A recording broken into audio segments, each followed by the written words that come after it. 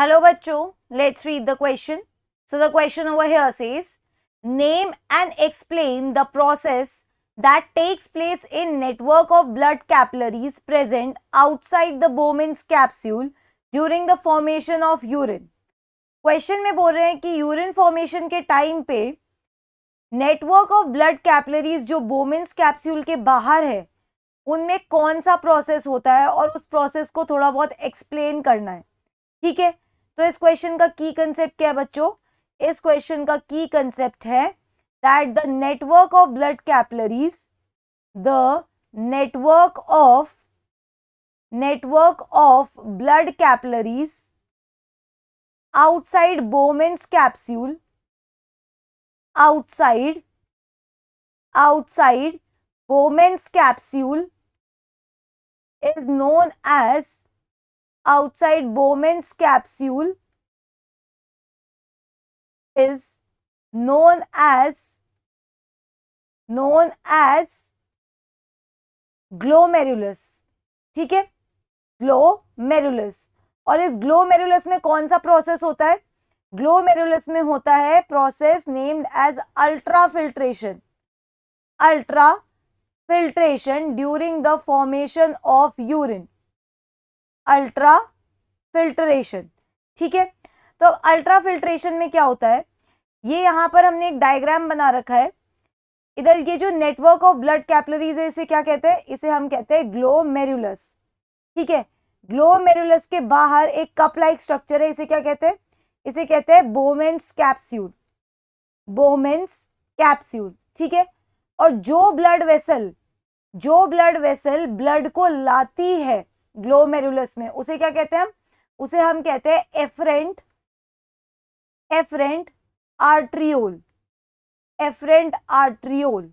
ठीक है, और जो ब्लड वेसल ब्लड को यहां से बाहर ले जाती है उसे हम क्या कहते हैं? Efferent arteriole. Efferent arteriole. ठीक है, तो अब क्या सिनेरियो रहता है यहाँ पे कि जो एफरेंट आर्ट्रियोल है जहां से ब्लड वेसल आ रही है इसका डायमीटर होता है बड़ा और ये जो इफरेंट वाली है इसका होता है छोटा.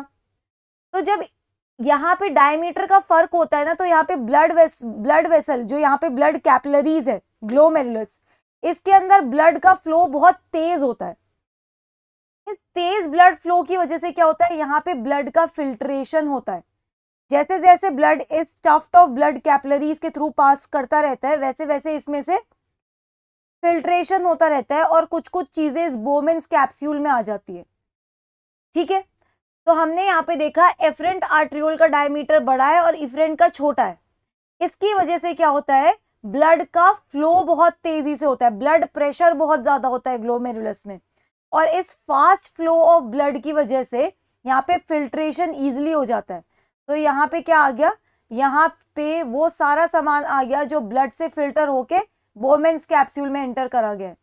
ठीक है, ये बोमेंस कैप्सूल में जो एंटर करा है इसमें क्या क्या होगा? इसमें प्रेजेंट होंगे आयंस, इसमें प्रेजेंट होंगे मिनरल्स, इसमें प्रेजेंट होगा वाटर, इसमें प्रेजेंट होगा यूरिया. ठीक है, ये सब कुछ प्रेजेंट होगा. तो ग्लोमेरुलस में फिर क्या रह जाएगा? ग्लोमेरुलस में रह जाएंगे बड़े बड़े प्रोटीन्स और सेल्स, वो फिल्टर आउट होके नहीं आते बोमेंस कैप्सूल में. ठीक है, तो हमने यहाँ पे ये क्या शो कर रखा है? We have shown over here ultrafiltration.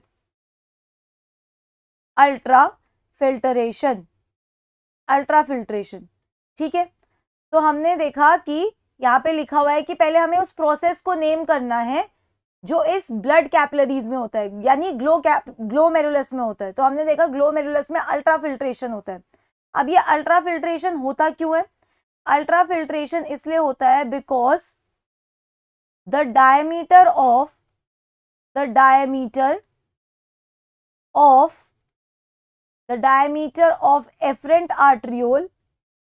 Efferent arteriole is bigger or is larger than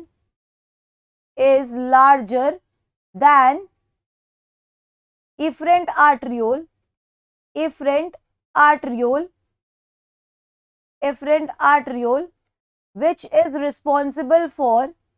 which is responsible for responsible for fast flow of blood, fast flow of blood in the glomerulus, in the glomerulus. ठीक है, glomerulus में बहुत fast flow होता है इसकी वजह से. इस फास्ट फ्लो का क्या रेपरकर्शन होता है? इसका रेपरकर्शन ये होता है the proteins except proteins and cells except proteins and cells major blood components